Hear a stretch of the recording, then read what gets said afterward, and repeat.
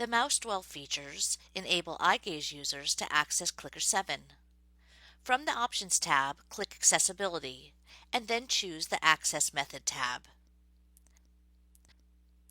From the input box, choose EyeGaze. Here, you can choose to enlarge the cells when the pointer is over them, and here, you can choose to allow learners to edit clicker books with EyeGaze. Select an effect to help identify which cell the pointer is over, and here choose an effect to help identify which cell has been selected. To fine-tune the settings, click EyeGaze Settings. Choose the length of the dwell, and select here to enable the dwell to perform a right click, meaning it will speak the contents of the cell. Here you can choose how far the pointer can move without restarting the dwell.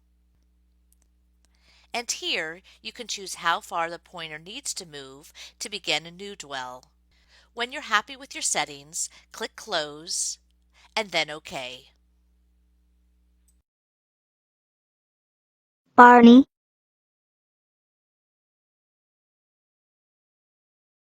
When did